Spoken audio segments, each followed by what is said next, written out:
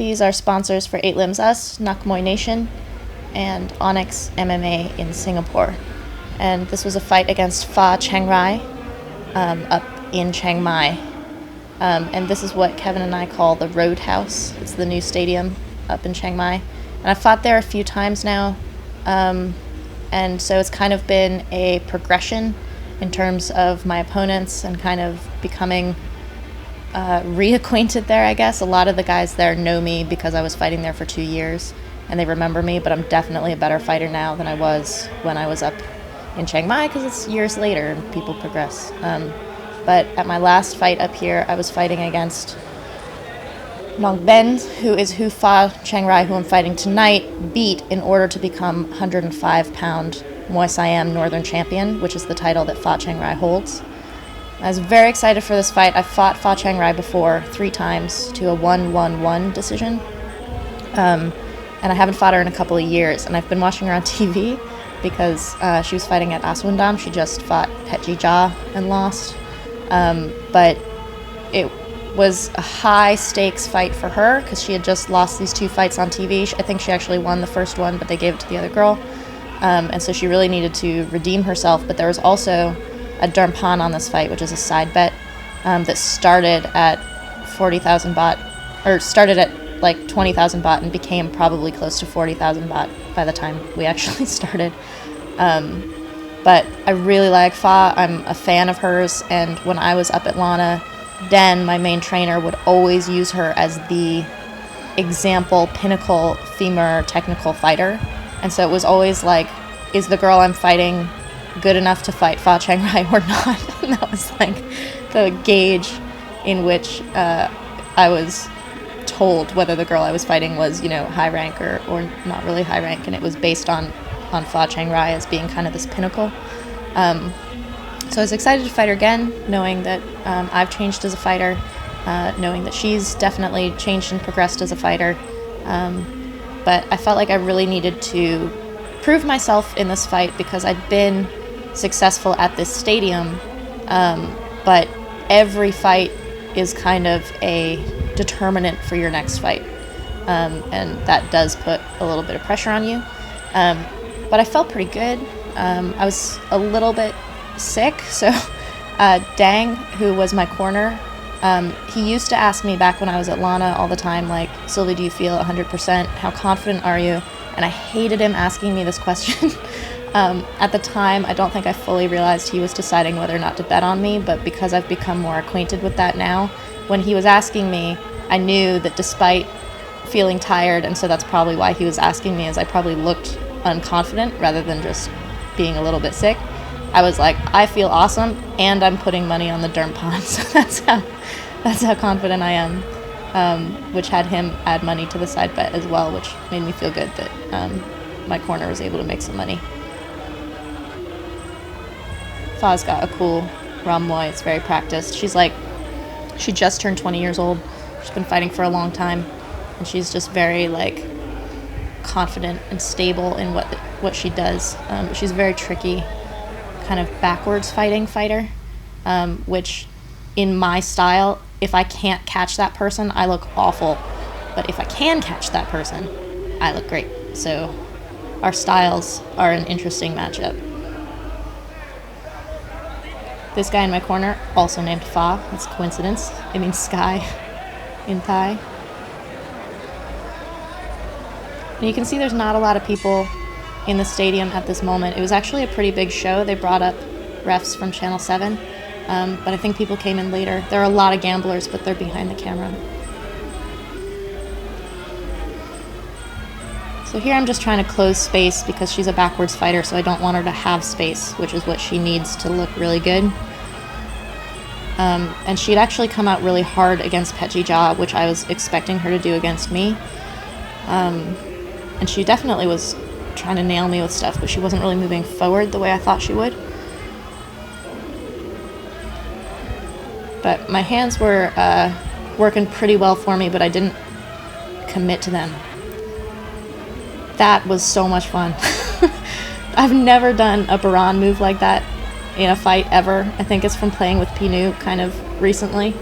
But in the fight, I could be outside of myself for a second. I was like, oh my God, I totally just did an elbow to her thigh. And she was so game. She just gave me this like, yeah, what's next nod and kept going. Her punches are not strong, but her kicks are good. I think her punches still, they come out straight in this early round, but they just don't connect super hard. But in the clinch, the last time we fought, which was a long time ago, she turned me really hard, and I was amazed at how strong she felt. And I think I've learned how to do that since then. So every time we clinch up, I was just trying to remember to kind of bounce a little bit to tire her out and change position. But I wasn't having too much trouble getting my knees going. There's my hop. The problem was that when I got her in a position where I could really do damage or even end it, I just stopped kneeing. So I could attribute that to being sick, just not having the like full energy, but I think more than anything it's actually just not being mindful of it. You can be exhausted and throw that knee. That's the end of the first round. It goes a little bit quick. Dang was pretty chill. I think he just wanted me to kind of keep doing what I was doing. I can't remember so much what he was telling me to do between rounds, but he was never worried in this fight. I remember that. He was never like yelling at me. That's Doi down there in the white shirt. He was one of the first people to hold pads for me when I first came to Thailand before we moved here. And his daughter was like 4 years old the first time we came out, and when I saw her this night, I almost didn't even recognize her. She's like 10 years old now. She's like a little person. Oh, now I remember. He was like, are you tired? Are you tired? I was like, do I look tired? I don't think I'm tired.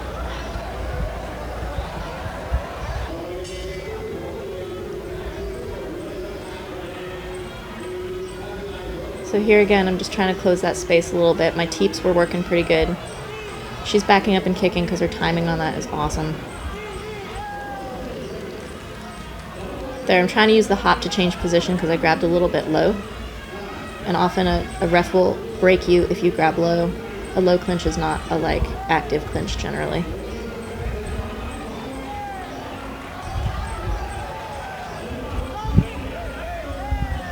She's good at those like one side, other side kicks. She did that a bunch in the fights I saw her on TV. I'm good at turning though. That was good.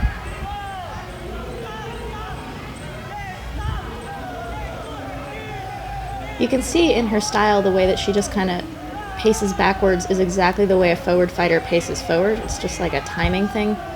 And she's really good at seeing when you're going to do your explosive move forward, and she'll just counter it.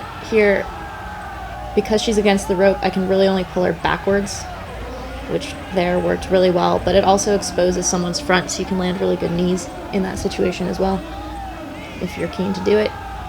Here is that damn wall of China that has given me so much trouble, and I think she actually did really well against me with that in our earlier fights years ago. I was so happy to solve that shit right there because it probably is something she would have kept doing if I hadn't. See, there she's trying to do it again, but she's a little bit more nervous about it. As one of the subtleties of fights is that if you punish something right away, people don't even think about it, but they're less likely to try it again, unless you've trained in yourself that when you're punished for something, you do it immediately again to prove that you can, which is why you'll see fighters basically like trading kicks in each other's space sometimes. Here she's doing good, trying to score with those knees, even though she's in a compromising position. She actually finished that round in a good moment, even though it looked bad. That was my round, though, for sure.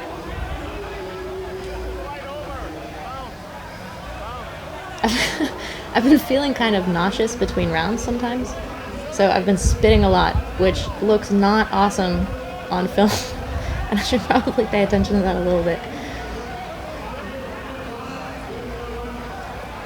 I think the gamblers were starting to get excited because now the gambling rounds are starting up.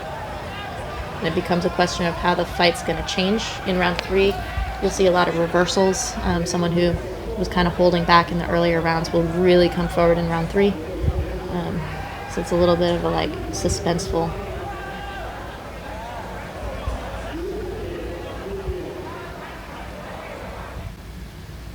I like Dang in the corner. He's a really, really good corner. I hope he's not in China when I go back up there to fight her again next month.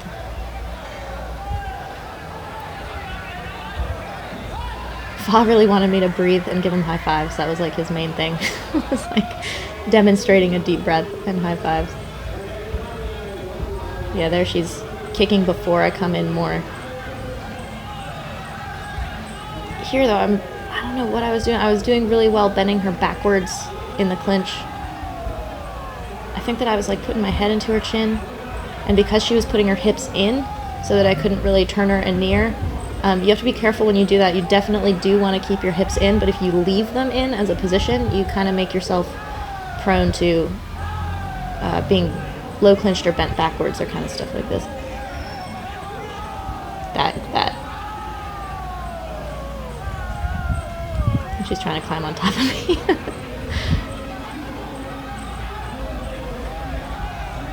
There, she got out of it well. Basically, I just have to keep tracking her down, and then I have to score when I grab her. Otherwise, I'm just chasing her, and it looks like she's controlling the pace. But here, getting that lock in. Oh, that's good. I think I've always had this ref when I'm up there.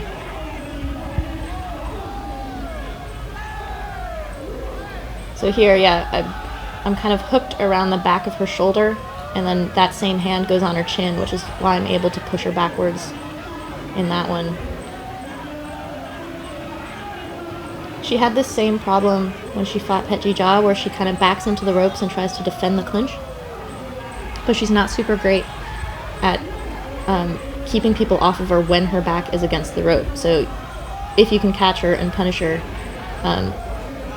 she just keeps getting caught, whereas if you kind of grab her and she's stuck outside the ropes there. If you can't punish her, then she looks really, really good in that situation because she basically stymied you.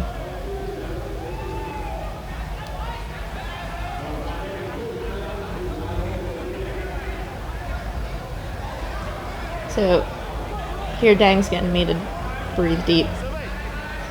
They pour cold water down your pants sometimes between rounds. They have all these little tricks to kind of wake you up.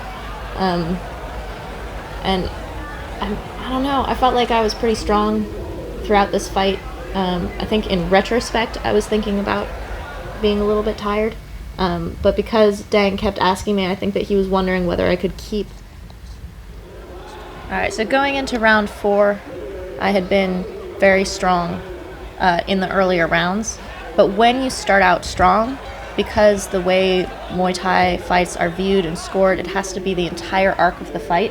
I have to get stronger as the fight goes. Like, I can't start out strong and then just have those in the bank and kind of like, if I don't do as well in later rounds, have those early strong rounds count for me. So it actually puts a lot of onus on me to like keep climbing.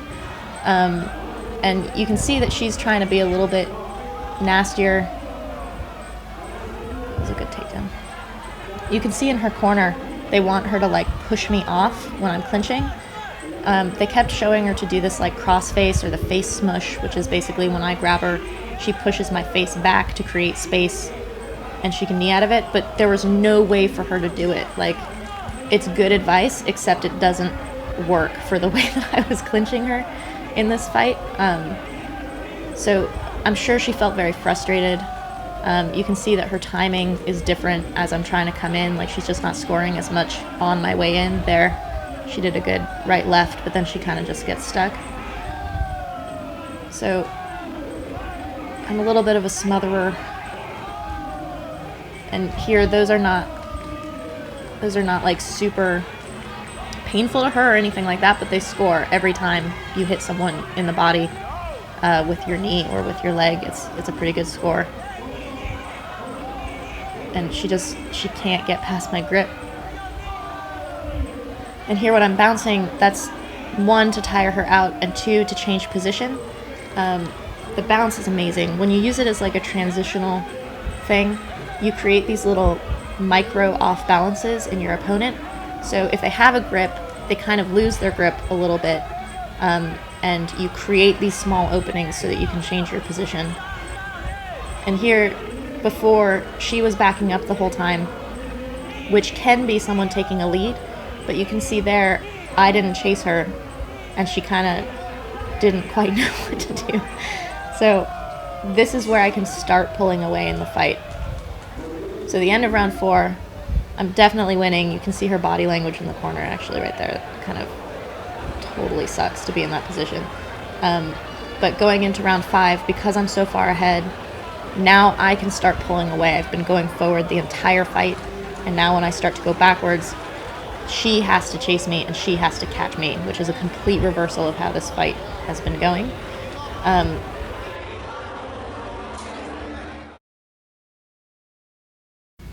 Then he wanted me to go forward for like, I don't know, 20, 30 seconds or something, and then back off.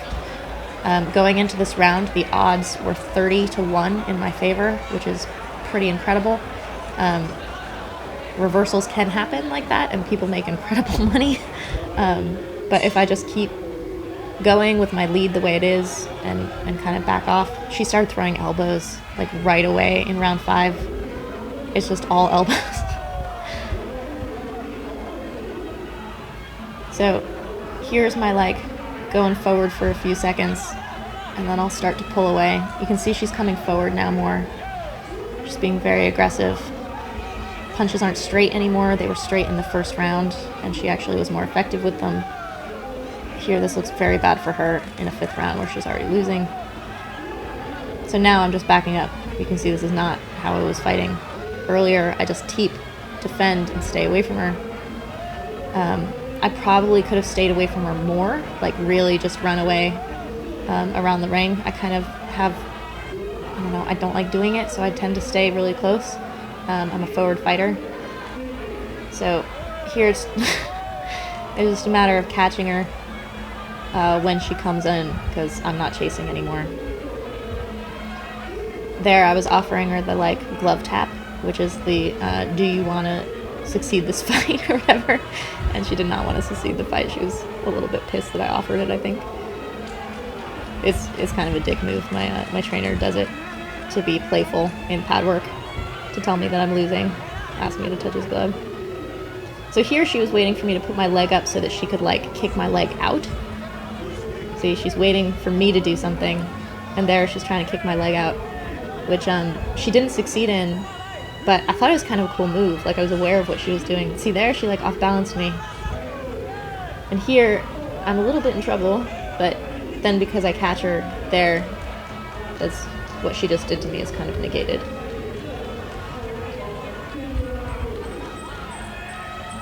I felt, not in the ring, but afterwards I felt a little gloomy that I knew, as a fan, I knew that this fight was really important for her and she wanted relief from those losses, and it kind of sucks to be the one that makes it so that she can't, but at the same time, like, you know, you fight when you fight, and you can feel whatever you want to feel afterwards.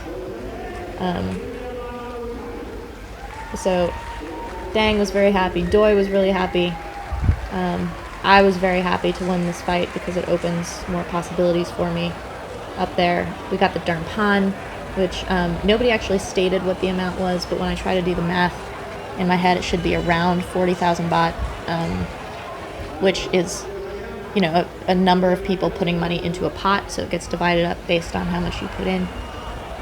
That's why I'm waiting in the ring right now, is to get the Dermpan. They like hand you an envelope to make a public presentation of it, which is, you know, part of the process. Gamblers love it. I'm not as used to it. I don't know what to do.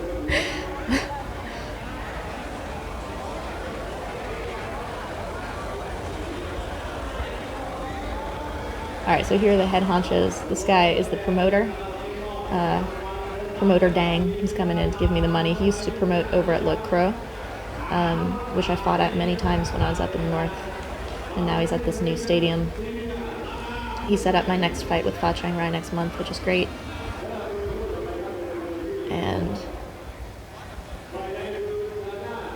yeah, that was the first fight of the night. So we basically like got to have this great opening fight. The gamblers were clearly very into it with odds going the way that they did.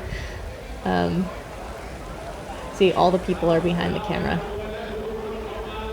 And I think this may have been the first time I was in that corner at this stadium. I've been in the red corner every other time, but she's the local champion, so she gets the red corner, which is kind of like home team. But because this was a different promoter than who we normally work with, things worked a little differently. We had to stay the entire night. But we got to see some pretty cool fights, actually. And they brought in the Channel 7 people, so it was good. It's a fun fight.